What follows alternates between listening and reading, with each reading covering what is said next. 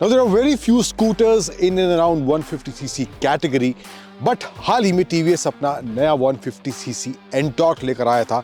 आसपास देखें तो Zoom 160 भी हाल ही में लॉन्च हुआ था। There is Aerox 150, तो ये सब कुछ ऑप्शंस हैं। There is Aprilia 160 also, but TVS specifically थोड़ा स्पोर्टी और फैमिली सेंट्रिक डिजाइन को ध्यान में रखते हुए स्कूटर को इंडियन मार्केट में लेके आया था। So in this video, I'll discuss the strengths and weaknesses of this TVS Ntorq, pros and cons of this Ntorq 150, and is this the best 150cc scooter available in India? Hello everyone, welcome back to Times Drive. I'm Ankur Taneja. Let's start with the video.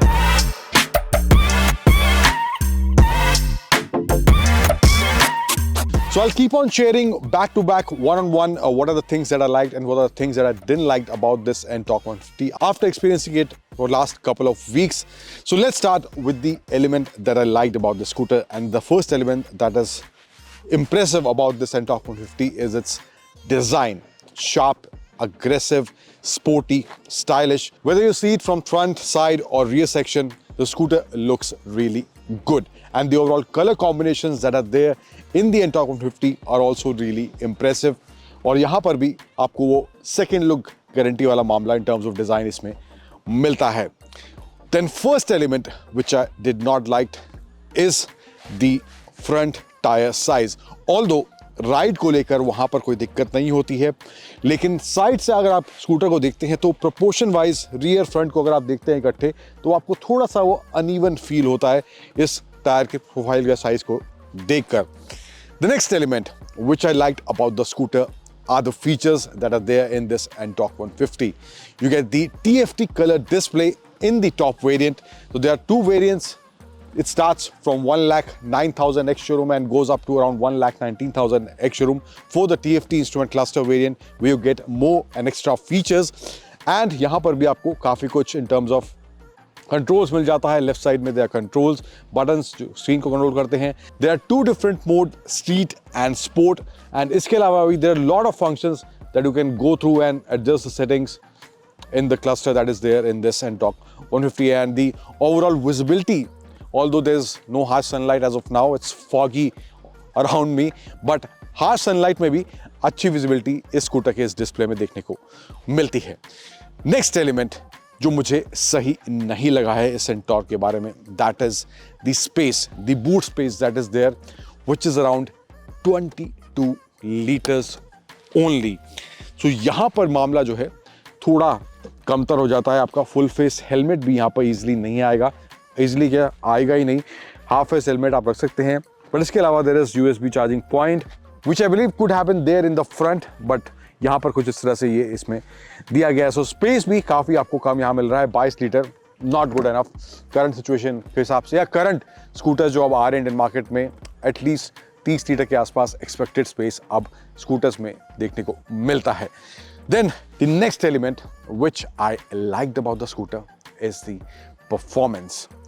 There are two modes as I told you before, street and race mode. तो street पे आपको थोड़ा सा relaxed या कहें कि बहुत ज़्यादा initially आपको पावर डिलीवरी नहीं मिलेगा, लेकिन रेस मोड में जाएंगे तो वहाँ पर आपको एक अच्छा पावर स्कूटर डिलीवर करता है. वो इनिशियली भी आपको एक फन फैक्टर देखने को स्कूटर की परफॉर्मेंस में मिलने वाला है. Now the next thing which I believe could have been better is in terms of rear braking and the feedback or the bite you get in the rear brake. It's not so reassuring. तो वहाँ पर ही मुझे लगता है मामला थोड़ा सा improve हो सकता है. रियर ब्रेक की जो बाइट है, फीडबैक है, उसका बेटर करा जा सकता है. स्पेशली अगर आप इसको थोड़ा तेज़ रफ्तार में चला रहे हैं तो वहाँ पर आपको ब्रेकिंग में उतना कॉन्फिडेंस इसकी रियर ब्रेक में नहीं मिलेगा. The next thing which I like about the Ntorq 150 is the overall handling. Posture भी आपको दिखा देता हूँ. सो 5'9" मेरी हाइट है. ईजिली यहाँ पर फ्लैट फुट आप देख सकते हैं, तो कोई दिक्कत यहाँ पर मुझे सीट हाइट को लेके इसकी नहीं हो रही है. पोस्चरिंग भी जो है यहाँ पर देखेंगे अपराइट है. अब लीन वगैरह होना या आपको थोड़ा अनकंफर्टेबल बैठने के बाद महसूस नहीं होगा. तो पोस्चरिंग मुझे काफ़ी अच्छी लगी है. जो एलिमेंट की मैं बात कर रहा हूँ मुझे अच्छा लगा इसमें, वो है इन टर्म्स ऑफ हैंडलिंग. आप तेज़ चला रहे हैं, स्लो ट्रैफिक में चला रहे हैं, तो मैन्यूवर करते वक्त भी मशक्क़त वाला हिसाब किताब यहाँ पर इसमें नहीं है. So that is also one thing which is really good about this Ntorq 150. Next element, which I again felt could have been better, is the balance that is there or the absorption that is there in the rear suspension, especially when you are riding this on bad patches, which I did. So वहाँ पर आपको वो comfort जो है या stiffness जो है especially थोड़ी ज़्यादा आपको मिलेगी. कंफर्टेबल आपको उतना फील नहीं होगा अगर आप खराब रास्तों पर स्कूटर को चला रहे हैं. तो वो एक एस्पेक्ट आपको ध्यान में रखना पड़ेगा इन केस आप ये स्कूटर लेने का प्लान कर रहे हैं तो. सो अगली चीज़, एक चीज़ जो है स्पेसिफिकली मुझे डिज़ाइन को लेकर अच्छी लगती है, वो इसके हेडलैम्प का जो डिज़ाइन है. ये 4 जिस तरह से आपको ये बॉल शेप्ड हेडलैम्प्स इसके दिए गए हैं, तो ये भी मुझे थोड़ा सा अटपटा ज़रूर लगता है डिज़ाइन. तो यहाँ पर भी मुझे लगता है कुछ और एलिमेंट यहाँ पर ऐड ऑन होता या डिज़ाइन थोड़ा अलग होता. अगेन फ्रंट एंड थोड़ा और बेहतर लग सकता था. इसके अलावा आपको यहाँ पे इसके डीरैल मिल जाते हैं which looks nice. Last and final element जो मुझे अच्छा लगा है स्कूटर के बारे में, दैट इज द प्राइसिंग. 1,09,000 एक शोरूम से प्राइस स्टार्ट हो रहा है. 1,18,400 के आसपास एक शोरूम प्राइस जाता है.